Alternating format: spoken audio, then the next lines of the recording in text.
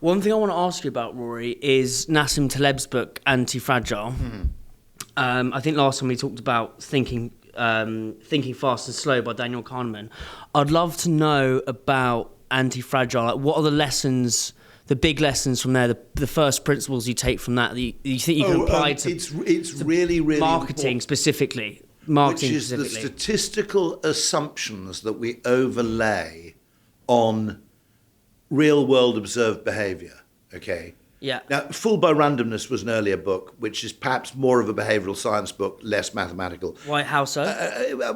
It's the extent that we will often extract patterns out of random events that aren't really there, or we will extrapolate. We underestimate. Example of that. We underestimate. I mean, there's a great book by Brian Klask called Fluke. We underestimate the role of randomness, okay, in everyday life. So one of the points he makes is that we tend to conflate the likelihood of something happening with what we should necessarily do. Okay, so for example, a poker player will understand that you occasionally place a bet which has a very low chance of success, but in the event of success, you make a fortune. Okay, so Nassim would occasionally take a counter-intuitive bet on what the market was going to do, and he'd say, we're almost certainly going to lose money today, but if we make money, we'll make so much money that actually these are the kind of bets which we should be making. The contrary bet, which is known in financial circles as picking up pennies in front of a steamroller, is where you take a whole series of small gains, congratulate yourself for your financial acuity, only to find out that you're making those small and continued gains at the price of a monumental risk, which is the steamroller. Okay, right. So picking up a load of gains from something which, in other words, if you climb, an example would be if you climb very tall trees to go and get extra cherries, but one time in 150 you're going to fall off the tree and die, okay? You can congratulate yourself on days 100 to 149 that you're the best cherry picker in the forest, but on day 150 you exit the gene pool, okay? So what Taleb is looking for is a much more nuanced appreciation of statistics and our interpretation of statistics and our interpretation of probability and likelihood. So, for example, we often assume things are Gaussian. Okay, this is getting nerdy. We often assume the normal distribution to events, okay, when in fact they're fat-tailed. And the fat tails of the graph are that, so height, human height, I'm not the best person to do this, but I'll do my best. Human height is basically Gaussian in that you're never going to get a working human, adult human, by the way. Yeah. You're never going to get a working adult human who's 1 foot high, almost certainly, and you certainly aren't going to get an adult human who's 15 feet high, okay? Yeah.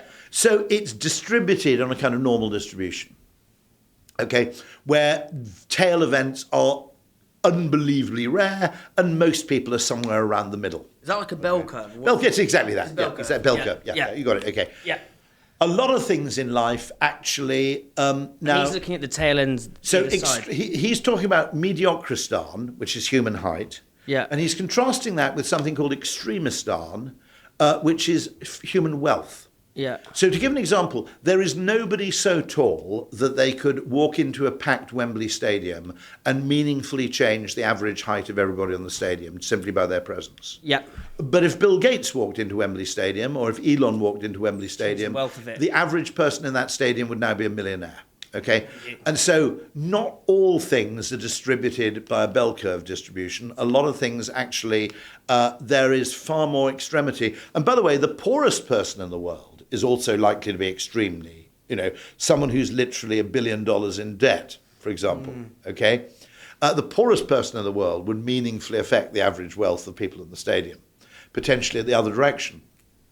And so his idea is that lots and lots of risk models in banking assumed bell curve probability, where people referred to, I think in the run-up to the financial crisis, they'd say things like, we've had 5 Six Sigma events on 5 consecutive days, to which you go, literally, what you're suggesting there is that something that's a 1 in a billion probability as a standalone event has happened on 5 consecutive days. It's much more likely that your maths is wrong than you've just experienced literally an event that shouldn't happen in the entire lifetime of the universe. Okay, so what's happening there is that, and in Fooled by Randomness, he also makes the point that organic or living systems are not optimized around an average. They're often optimized around a desired level of variance. Yeah. So in other like words, vegans on the and menu. I would argue this also applies in things like creativity. Okay. Yeah. So I think that marketing is fat-tailed to the extent that the most successful things you do will be so successful. Okay. In other words, 20% of everything you do in marketing will probably deliver 80% of the value. I wouldn't be surprised if 1% of what you do in marketing delivers 50% of the value.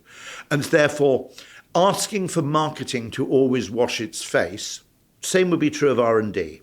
Demanding that every piece of marketing you do to be matched to a corresponding quantum of profit is a fool's errand. Okay? And yet that's how we measure marketing effectiveness. Espressos is sponsored by supply chain software gurus Unleashed.